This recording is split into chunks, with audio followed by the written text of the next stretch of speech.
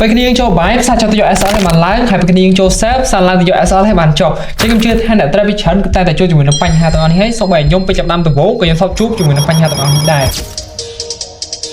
Order filled.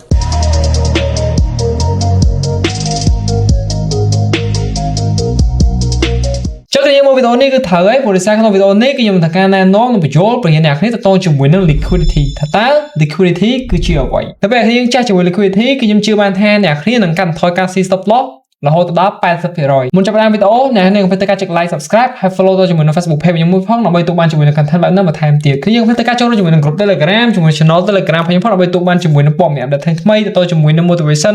ឬក៏ការ reminder ផ្សេងៗនៅក្នុង channel របស់យើងផងដែរថាតើ liquidity គឺជាអីគេតើជាមួយ liquidity វាគឺជាតំបន់ឬក៏ជា area មួយដែលសម្បូរទៅដោយ pending order របស់អ្នក buy ហើយនិងអ្នក sell ដែលយើងអាចនិយាយបានថាវាអាចជា stop loss ឬក៏វាជា buy limit ឬក៏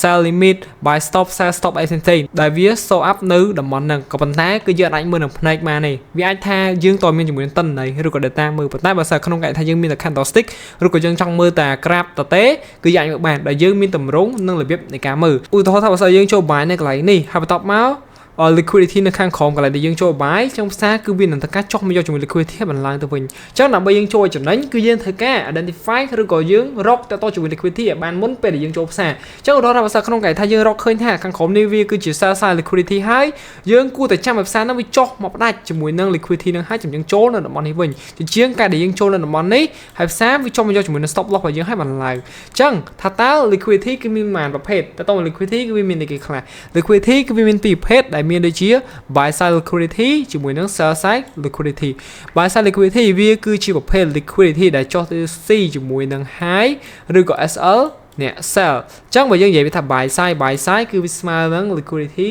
ដែលវានៅបាក់ខាងអ្នក buy ចុះបើសិនក្នុងកែថាយើងចូល sell អ្នកគ្នានឹងខារីហើយបើសិន sell side liquidity វាបានន័យថា liquidity នៅខាងអ្នក sell បើសិនក្នុងកែថាគ្នាយើងទិញឬក៏ buy គ្នាយើងនឹងខាតដូចគ្នាអញ្ចឹងឧទាហរណ៍ថាបើសិនជាក្នុងកែថាគ្នាយើងឃើញថាកន្លែងហ្នឹងគឺជា buy side liquidity ហើយកុំតណាចូលរងចាំឲ្យផ្សារហ្នឹងវា sweep ជាមួយនឹង SL ព្រោះអ្នក sell ឲ្យអស់ហើយចាំយើងធ្វើការចូល sell តាមក្រោយចុះបើសិនក្នុងករណីថាគ្នាយើងទៅចូល sell ក្នុងអំឡុងពេលដែលផ្សារវាកំពុងតែ run ទៅរក liquidity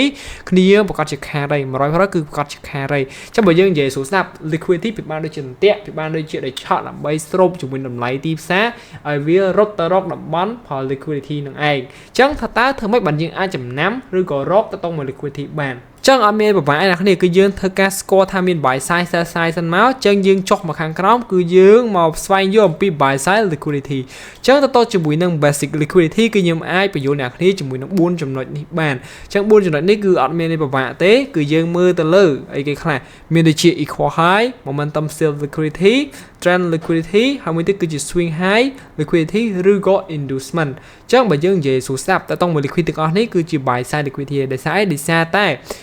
វាគឺនៅចំ swing high អ្នកឃើញអត់ liquidity ដែលនៅចំ swing high ឬក៏នៅ line high គឺវាស្មើនឹងជា buy side liquidity ហើយតែបើសិនជាក្នុងគេថា liquidity នៅចំ line swing low ឬក៏នៅខាងក្រោមគឺវាស្មើនឹងជា sell side liquidity អ្នកគ្នាទៅទៀតអ្នកនឹងដឹងហើយអញ្ចឹងយើងមកស្វែងយល់អំពី equal high ទាំងអស់គ្នាអញ្ចឹងទៅជាមួយ equal high អ្នកគ្នាមើលឃើញអត់គឺយើងធ្វើការរកមើលកន្លែង high ឬក៏ពូលណាដែលមាន level ឬក៏តម្លៃស្មើគ្នាឥឡូវឧទាហរណ៍ថាខ្ញុំឃើញនៅកន្លែងនេះឃើញអត់តម្លៃកន្លែងនេះ candle វានៅកន្លែងនេះជាមួយនឹងកន្លែងនេះឃើញវាស្មើគ្នាអត់អញ្ចឹងកន្លែងហ្នឹងគឺយើងអាចចាត់ទុកថាជា equal high liquidity អញ្ចឹងឧទាហរណ៍ថាពេលដែលយើងឃើញថាកន្លែងហ្នឹងមានជា equal high liquidity ហើយគ្នាយើងនៅចង់ចូល sell នៅកន្លែងនេះចង់ចូល sell នៅកន្លែងហ្នឹង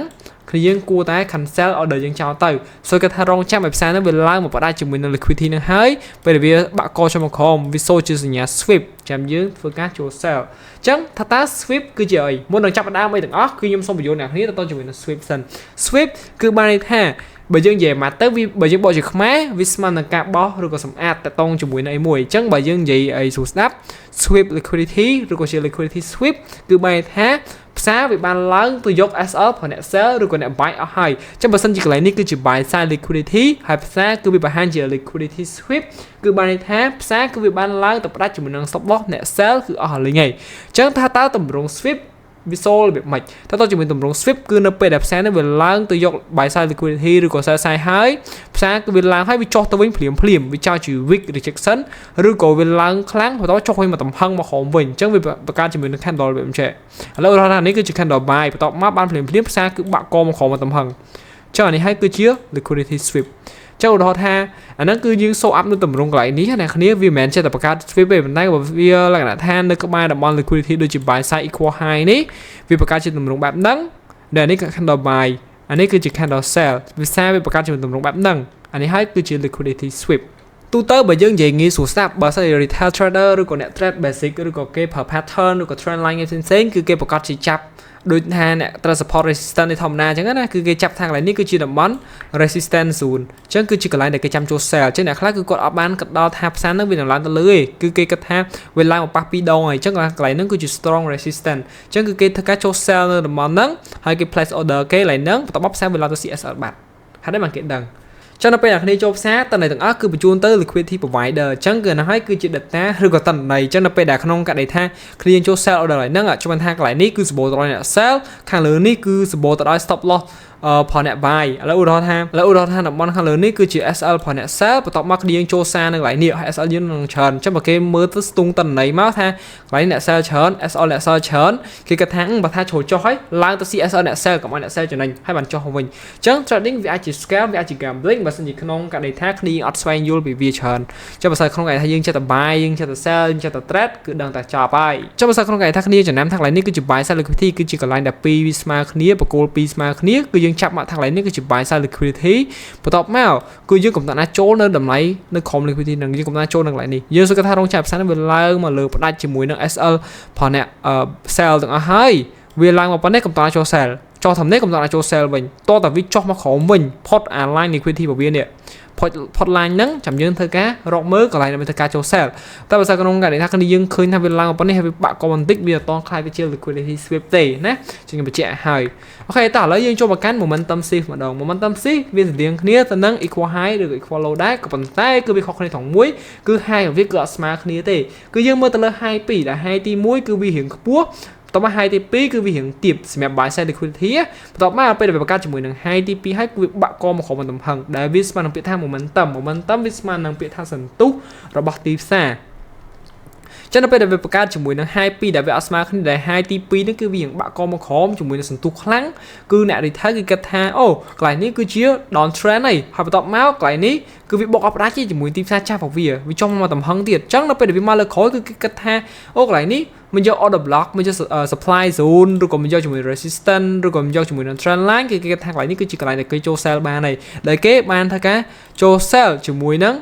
stop loss របស់គេគឺនៅខាងលើនេះឧទាហរណ៍ថា SL ខាងលើនេះ TP នៅខាងក្រោមនេះប៉ុន្តែជាក់ស្ដែងទីផ្សារគឺដឹងថាអូខាងលើនេះគឺសម្បូរទៅដោយ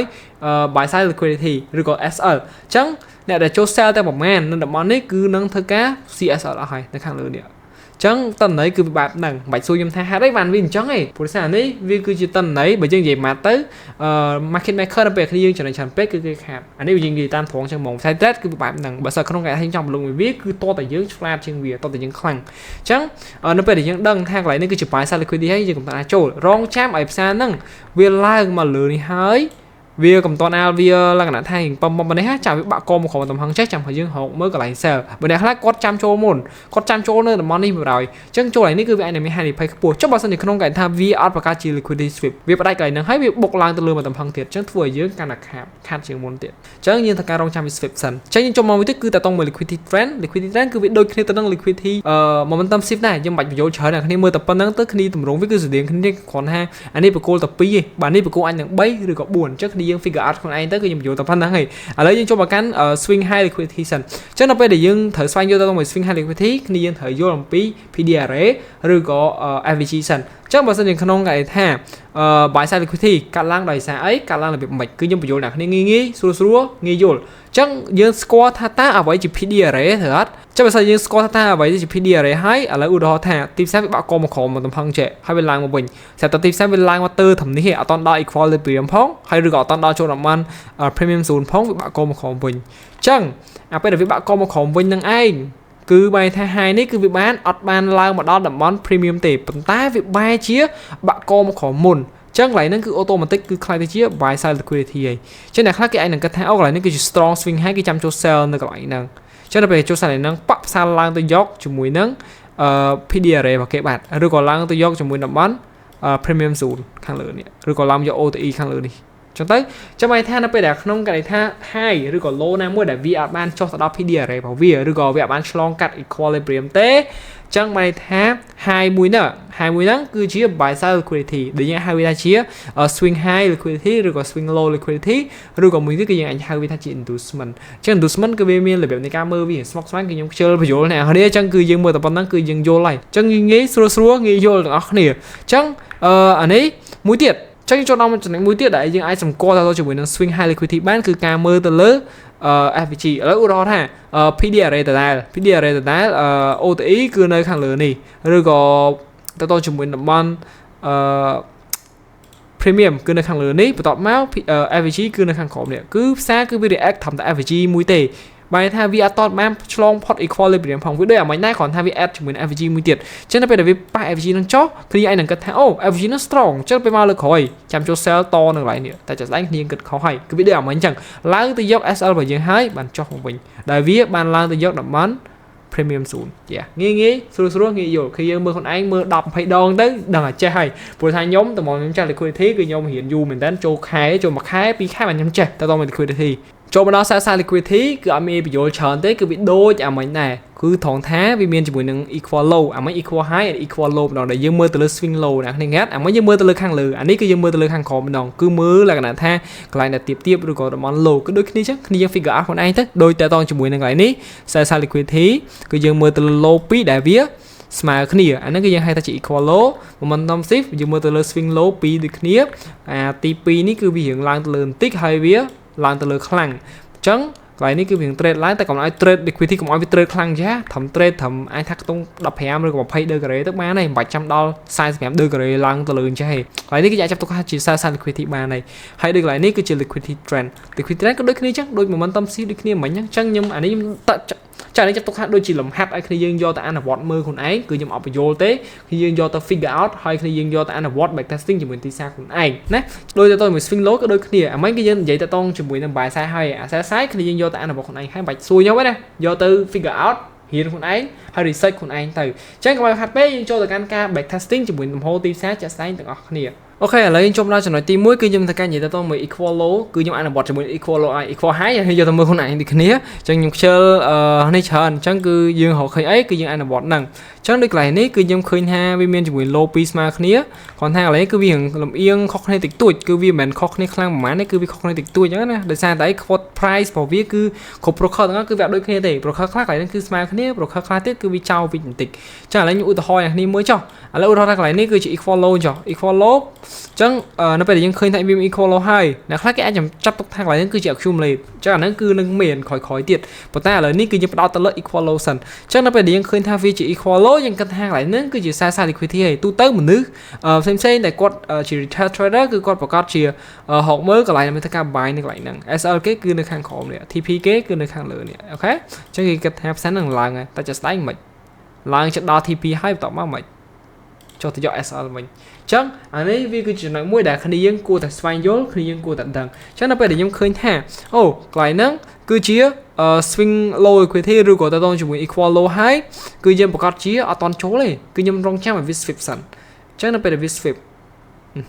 nó phải viết swip anh ấy cứ dân hay viết chỉ nhà swip các khác cho nên bây giờ nhà swip dân ai thay ca rong mới còn lại thay ca bài bàn tại sao ta phải lấy dân mình cầm nốt cứ nhưng mà ai rong còn lại bây giờ entry bán này cứ nhưng mà dối là khi tôi mình liquidity sẵn chạm đó mình entry một đá cứ dân vô vì là mà anh là bọt show không đi vô mong cho nên bây giờ khi liquidity chắc khi viết swip phải làm từ lử xí thế nè là u đỏ thà đọc lại ní mùi cho đọc lại ní khi dân thay ca bọt video đấy mà cứ dân một cách chỉ khơi ha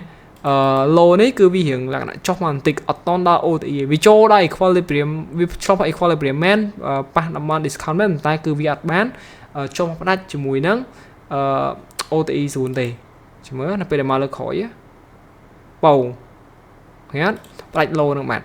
break low ហ្នឹងបាទដែល low ហ្នឹងនិយាយមុនហ្នឹងថាម៉េចគឺជាគេគឺជា swing low liquidity ឬក៏ swing high liquidity ដែលយើងមើលកន្លែងលើតែនេះសារខាងក្រោមគឺជាចាត់ទុកថាវាជា swing low liquidity អញ្ចឹងដល់ពេលដែលយើងឃើញថា low មួយដែលវាចុះមកឆ្លងផុត equilibrium ឬក៏អត់ដល់ equilibrium ក៏ប៉ុន្តែគឺវាអត់តន់ឆ្លងកាត់ OTE ងាត់វាបានយកតំបន់ OTE ហ្នឹងគឺយើងរៀនមិនមុនហើយអញ្ចឹងយើងចូលទៅមើលពីដើមមួយសិនទៅកុំតន់អាម្លងមេរៀនអញ្ចឹងកន្លែងនេះគឺវាអត់តន់បានលក្ខណៈថាចូលមកយក OTE ទេអញ្ចឹង low ហ្នឹងគឺប្រកាសជាខ្លាយទៅជា sell side liquidity គឺយើងអាចដាក់ថាជាអីគេ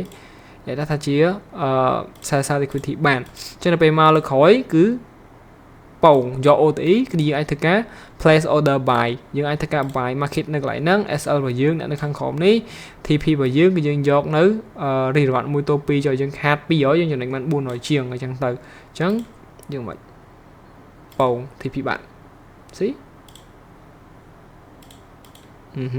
ចឹងយើងចូលទៅរិះរវត្ត1ទៅ2 1ទៅ3អញ្ចឹងទៅអញ្ចឹងអានេះគឺយើងអនុវត្តបាន2តើតោះមក equal low មួយជាមួយនឹងswing low liquidity មួយចឹងឥឡូវយើងចូលមកដល់តើតងជាមួយនេះ equal high អ្នកគ្នាឃើញអត់ផ្សារគឺប្រកាសជា liquidity លើក្រោមអញ្ចឹងវាមាន equal low equal high អញ្ចឹងផ្សារចុះទៅយក equal low ឡើងទៅយក equal high អញ្ចឹងអានេះគឺជាយុទ្ធសាស្ត្រមួយដែលខ្ញុំនឹងធ្វើការចេញឆាប់ដែលវាតតងជាមួយនឹងការដែលយើងប្រើប្រាស់ liquidity លើក្រោមដើម្បីជា entry model ចូលផ្សារនៅពេលដែលយើងឃើញថាវាមានជាមួយនឹង sell side ផ្សារចុះយក SL នៅខាងក្រោមហើយយើងបានជាឃើញមាន liquidity មួយនៅខាងលើនេះទៀតអញ្ចឹង liquidity គឺបានដូចជាដៃឆក់ឬក៏ magnetic អញ្ចឹងដល់ពេលដែលយើងចូល buy នៅខាងក្រោមនៅពេលដែលវា sweep ហើយនេះចាំចូល buy នៅពេលដែលវាបាន sweep ហើយគឺយើងឃើញថាវាមានជាមួយនឹង buy side liquidity នៅខាងលើនេះមួយទៀតផ្សារគឺប្រកាសជាឡើងទៅយក buy side នៅខាងលើនេះហើយដោយសារតែ raw liquidity ទាំងអស់ផ្សារគឺត្រូវទៅចោះយកវាបានដូចឡានក្រុងត្រូវទៅចោះយកជាមួយអ្នកដំណើរអញ្ចឹងដោយ liquidity វាបានដូចជា pending order ឬក៏ទៅជាមួយនឹង order ផងអ្នក trade ឥឡូវវាបានដូចកន្លែងនេះវាអាចនឹងជាអីគេវាអាចនឹងជា sell limit ឬក៏ជា buy stop ឬក៏ជា stop loss ផងអ្នក sell ឬក៏ជា TP ផងអ្នក buy អញ្ចឹងផ្សារគឺវាត្រូវតែឡើងឬក៏ចុះទៅយកឲ្យវាបានដូចមនុស្សចាំ pre order របស់ឲ្យមួយអញ្ចឹងដែលលក្ខណៈដូចយើង pre order GTA 6អញ្ចឹងដល់ថ្ងៃ GTA 6នឹងមករកយើងហើយពីផានដូចគ្នាអញ្ចឹងណានេះដូចកន្លែងនេះអ្នកគ្នាឃើញអត់ផ្សារគឺបង្កើតជាគេនេះបង្កើតជាគេ equal high អ្នកគ្នាបង្កើតជា score equal high នេះគួរស្អាតតិចទៅអញ្ចឹងពេលផ្សារនឹងវារកចុះដំបូងមិនអ្នកគ្នានឹងគិតថាអូផ្សារចុះខ្លាំងហីវាបាក់កមកក្រោមហីយើងធ្វើការចូល short នៅកន្លែងហ្នឹង SL យើងនៅខាងលើនេះហើយ TP យើងដាក់នៅខាងក្រោមនេះចុះអញ្ចឹងពេលយើងឃើញផ្សារនឹងរកចុះយើងចាប់ដើមសប្បាយចិត្តពេលដែលវាចុះនេះបានសប្បាយចិត្តទេត្រូវអត់តែមានអីឡើងទៅយក SL របស់យើងហើយបានបាក់កមកក្រោមនេះអានេះគឺយើងហៅវាថាជាតម្រង sweep នៅពេលដែលផ្សារហ្នឹងវាឡើងមកយក SL របស់យើងហើយវាបែរជាបាក់កឡើងតែបន្តិចទេតែបាក់កមកក្រោមទំហឹងឃើញអត់ចោលជា weak ផងជា candle strong sell ផងអញ្ចឹងមានថាកន្លែងហ្នឹងគឺជាគេគឺជា liquidity sweep អញ្ចឹងគឺយើងអាចធ្វើការចូល short នៅពេលដែលវា sweep ចឹងបាន SL យើងដាក់លើទៅហើយ TP របស់យើងគឺយើងយកនៅ swing low នេះក៏បានឬក៏ swing low ក្រោមនេះក៏បានរៀបវត្ត1ទៅ1 1ទៅ2ឬក៏1ទៅ3នេះតើតោះមួយ liquidity trend គឺអត់មានបាក់ណាគ្នាដល់ហើយនេះហ្មងនេះកន្លែងដែលវាមានជាមួយនឹង trend line